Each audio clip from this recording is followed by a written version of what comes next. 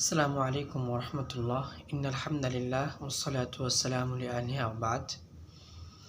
বিংশ শতাব্দীতে আরবে সংস্কারমূলক যে সকল লোকেরা কাজ করেছেন এবং আরব যুবকদের মধ্যে দ্বীনের প্রচার প্রসার, শিক্ষানীতির সংস্কার এবং ইসলামের উপর আনীত বিভিন্ন আপত্তির জবাব যারা বুদ্ধিবৃত্তিকভাবে দিয়ে আসছেন, তাদের মধ্যে অন্যতম হচ্ছেন মুফতি মুহাম্মদ আবদুহ।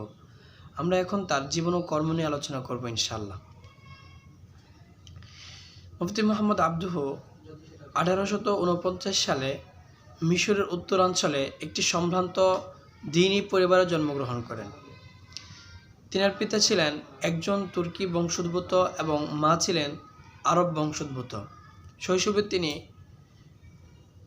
গৃহশিক্ষকের কাছে পড়াশোনা করার পর 13 বছর বয়সে তিনি শিক্ষা প্রতিষ্ঠানে ভর্তি হন। তার পরবর্তী সময়ে তিনি 1965 সালে তিনি মিশর ইউনিভার্সিটিতে ভর্তি হয়ে বিভিন্ন বিষয়ে শিক্ষা লাভ করেন। আমরা দেখতে পাই পশ্চিমা সভ্যতা সংস্কৃতির সাথে যারা আরবকে সবথেকে বেশি সম্পৃক্ত করেছেন, পশ্চিমা ভাবাদর্শ দ্বারা প্রভাবিত হয়েছেন, তাদের মধ্যে অন্যতম হচ্ছেন মুফতি মুহাম্মদ আবদুহ।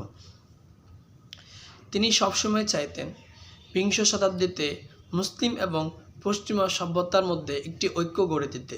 সেজন্য তার কথায়, তার লেখায়, বক্তৃতায় বিভিন্নভাবে তার এই প্রবণতা ফুটে ওঠে।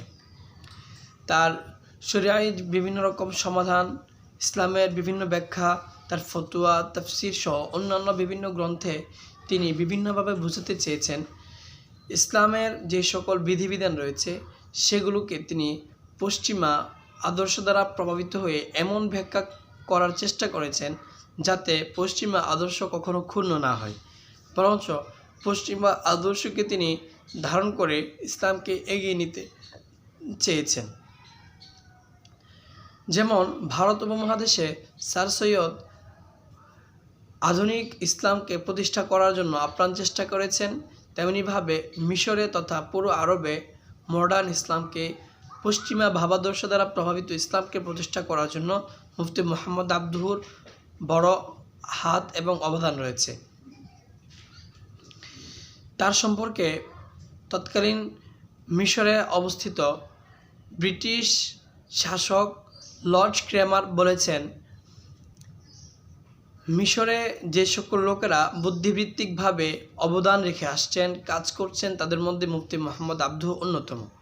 সেজন্য সবসময় মুফতি মুহাম্মদ আবদুহকে তারা সামনে নিয়ে আসতে, তাদের মতামতকে প্রতিষ্ঠিত করতে তারা সচেষ্ট ছিল এবং একটা সময় গিয়ে তার ভাবশিষ্য, তার ছাত্রকে মিশরের শিক্ষামন্ত্রী হিসেবে নিযুক্ত করা হয়।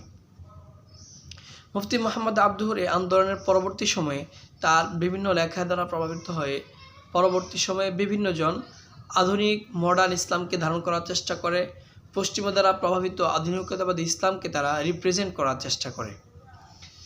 মোট কথা, আরব বিশ্বে পশ্চিমা দ্বারা প্রভাবিত ইসলামকে প্রতিষ্ঠিত করার ক্ষেত্রে মুফতি মুহাম্মদ আবদুহর বড় প্রভাব এবং প্রতিপত্তি রয়েছে।